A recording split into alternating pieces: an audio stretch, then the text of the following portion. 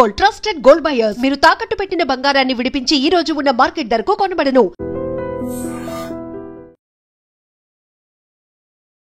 Welcome to iDreams. సాధారణంగా రైతులు పండించే పంటను చీడలు పీడలు ధ్వంసం చేస్తుంటుంటాయి. అదేవిధంగా కొన్ని ప్రాంతాల్లో చూసుకుంటున్నట్టయితే వన్యప్రాణులు మరి ముఖ్యంగా ఏనుగులు పంట నష్టం తీసుకొస్తున్నాయంటూ రైతులు ఆందోళన చెందుతుంటారు. కానీ పార్వతీపురం మన్యం జిల్లా కొమరాడ మండలం గంగిరేగు వలసకు చెందిన సాయిబాబు అనే రైతుకి కొత్త సమస్య ఏర్పడింది. ఎక్కడి నుండి వచ్చాయో ఎలా వచ్చాయో తెలియదు కానీ గంపగొత్తులుగా వచ్చిన నత్తలు సాయిబాబా 7 ఎకరాల పంటను మాత్రం ధ్వంసం చేశాయి అంటూ కన్నీటి పర్యంతం అవుతున్నాడు. జంజావతి నది ప్రవాహ ప్రాంతంలో ఉన్న సాయిబాబాకి 7 ఎకరాల పొలం ఉంది. ఆ 7 ఎకరాల పొలంలో కూడా జామ తోట, అదేవిధంగా బొప్పాయి, టమోటా తోటను అంతర్సాగ్గా పండించుకుంటున్నాడు. గత 15 రోజులుగా నత్తలు ఎలా వచ్చాయో కూడా తెలియకుండా పంటనంతా కూడా ధ్వంసం చేసేసాయి. మరికొన్ని రోజుల్లో పంట చేతికొస్తుంది, లాభదాయకంగా ఉంది. అంటే కష్టపడిన దానికి ఫలితం వస్తుందని ఆశగా ఎదురు చూస్తున్న ఆ రైతుకి అయితే మాత్రం కన్నీరే మిగిలిందని చెప్పుకోవచ్చు. సో దీన్ని చూసిన ఉద్యానవన శాఖ అధికారులంతా కూడా రైతులకి సూచనలు సలహాలు ఇస్తున్నారు. జంజావతి నది ప్రవాహం ఎక్కువగా ఉంది, రీసెంట్ గా వర్షాలు కూడా పడ్డాయి. దానివల్ల నత్తలు ఏమైనా వచ్చే అవకాశం ఉందేమో, లేదు అంటే సాయిబాబా అనే రైతు కొన్ని సంవత్సరాల క్రితం పోక చెక్క మొక్కల్ని కేరళ నుండి తెప్పించారంట. ఒకవేళ దాని నుండి ఏమైనా ఇక్కడికి వచ్చాయా అనేక కోణాల్లో కూడా దర్యాప్తు బృందం అయితే మాత్రం విచారణ చేస్తుంది.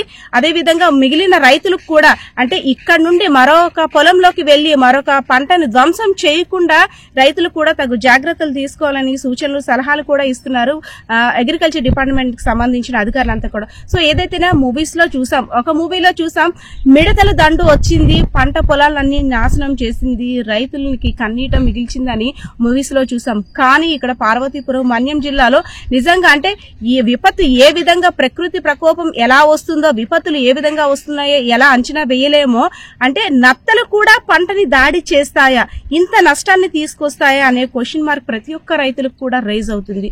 సో ఏదైతేనే రైతులు అందరూ మాత్రం అలర్ట్ గా ఉండాలి. నత్తలు వస్తున్నాయి జాగ్రత్త అంటూ సాయిబాబా ప్రతి ఒక్క రైతును కూడా అలర్ట్ చేస్తున్నాడు. తనలా ఇంకెవరు బాధపడకూడదని కూడా ప్రతి ఒక్కరికి తన యొక్క గోడును విన్నవించుకుంటున్న పరిస్థితి అయితే పార్వతీపురం మన్యం జిల్లాలో కనిపిస్తా ఉంది. సాధారణంగా మనకి ఈ సాయిబాబా గారి పొలంలో ఈ నత్తల బెట్ట చాలా ఎక్కువగా ఉండడం జరిగింది. దానికి గౌరవ కలెక్టర్ గారు మాకు మీటింగ్ పెట్టి అక్కడ తక్షణమే వెళ్లి దాన్ని నివారించామని చెప్పి కేవీకే బృందాన్ని, అదేవిధంగా డిపార్ట్మెంట్ ఆఫ్ హార్టికల్చర్ పార్వతీపురం మన్యాన్ని, అదేవిధంగా మన వైఎస్ఆర్ హార్టికల్చర్ యూనివర్సిటీ నుంచి వచ్చిన చలపతి గారు ఒక బృందం ఏర్పడి గత 2 రోజుల ముందు మేము విజిట్ చేయడం జరిగింది. ఇచ్చేసిన తర్వాత ఆయన సూచనల మేరకు కొన్ని చేస్తే మనం దీనికి నివారించొచ్చిన ఆలోచనతో ఈ రోజు మనం ఆ కార్యక్రమాన్ని చేయాలని చెప్పి ఒక ట్రయల్ రన్ లో ఈ రోజు రావడం జరిగింది. ఈ కార్యక్రమంలో మన విశ్వవిద్యాలయం నుంచి అగ్రికల్చర్ కాలేజ్ వ్యవసాయ కళాశాల నుంచి వచ్చిన పార్వతీపురం పిల్లలు ఈ రోజు మొత్తం అంతా కూడా నత్తలను ఏడడం జరిగింది. అది ఒక 4 వరుసలు ఏడడం జరిగింది. దాన్ని ఏరించి దాన్ని మనం ఉప్పు నీటి ద్రావణంలో వేసి చంపడం జరిగింది. ఇంకో పక్కన ఏంటంటే మనకి సార్ చెప్పినట్టు కాపర్ సల్ఫేట్, అదేవిధంగా ఈ టొబాకో డికాషన్ ఒక స్ప్రే, అదేవిధంగా ఫాస్ఫోకాప్ అని చెప్పి పెరీసోడ్ కంపెనీని ఒక 1.5 ml ఒక లీటర్ నీటికి, అదేవిధంగా 4 ml ఒక లీటర్ నీటికి కలిపి 2 వరుసలు మేము పిచికా చేయడం జరిగింది. దాంతో పాటు ఐరెట్ చిలేట్ డైరెన్ కూడా ఒక స్ప్రే ఒక రో పిచికా జరిగింది.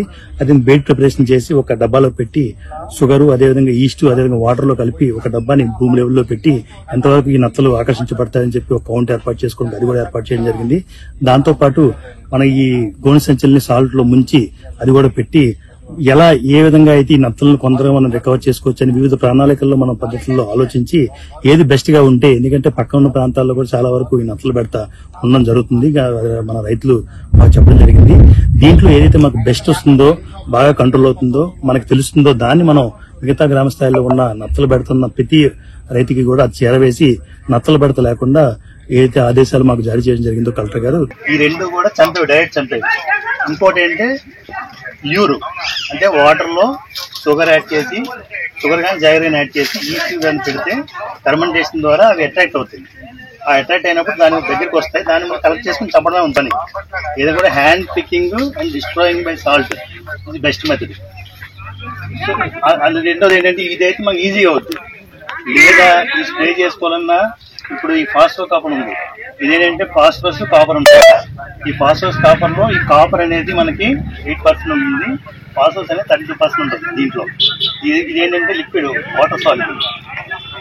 ఈ ఫాస్ఫరస్ అనేది ఇప్పుడు మనకి మెయిన్ గా స్టేజ్ ఏంటంటే ఎర్లీ స్టేజ్ లో ఉన్న మన అన్ని హార్టికల్చర్ క్రాప్స్ ని డ్యామేజ్ చేస్తే, అగ్రికల్చర్ క్రాప్స్ డ్యామేజ్ చేస్తాయి. ఫాస్ఫరస్ మీకు ఆల్రెడీ తెలుసు కాబట్టి రూట్ సిస్టమ్ గురించి బాగా ఎక్స్ప్లెయిన్ చేస్తే దానికి ఉపయోగం. మే నెల దాకా చేను చాలా బాగుందండి. జూన్ నెల, జూలై నెల కానించి ఇది విపరీతం అయిపోయిందండి. మరి ఎక్కడి నుంచి వచ్చినాయి అర్థమవుతుంది. గతంలో మాకేం లేదండి. గత 30 సంవత్సరాల బట్టి మేము ఇక్కడ వ్యవసాయం చేస్తున్నాం. అప్పుడు ఏం లేదండి. మేము ఫలసాయం కోసుకోవాలి కోతే, మరి ఇది ఏంటో అర్థమవుతుంది కండి. విపరీతం ఈ సంవత్సరం మరి నాకు అంతు పట్టని కింద ఇది కింద అయిపోయిందండి. ఒక కరోనా కన్నా ప్రమాదంగా ఉందండి మా రైతులకండి. ఇది పంట అంటారా లేకపోతే నత్తలు అంటారు చూడండి. ఇది బొప్పాయి పంట, నత్తల పొలం చూడండి అసలు ఏ రకంగా ఉందండి. నత్త మరి ఏంటి మా ప్రాణానికి ఒక దాపరించిందండి. నిజంగా ప్రస్తుతం ఉన్నటువంటి సమాజం దేనికి ప్రయారిటీ ఇస్తుంది? ఆర్థిక సంబంధాల చుట్టూ మాత్రమే తిరుగుతోంది. మళ్ళీ ఎన్నికలంగానే చాలా విరక్తి కలుగుతాను. మంచి అనిపిస్తుంది కదా, లేడీస్ కూడా ఛాలెంజింగ్ జాబ్స్ చేసినప్పుడు చాలా బాగుంటది. ట్రాఫిక్ అసిస్టెంట్స్ గా నియమించిన ట్రాన్స్జెండర్స్ అందరితో సాల్యూట్ చేయించుకుంటున్నారు. ఫుడ్ డెలివరీ ఇవ్వటానికి వెళ్ళినటువంటి డెలివరీ బాయ్ అనిల్ పై కళ్ళ ముందు పెళ్ళండి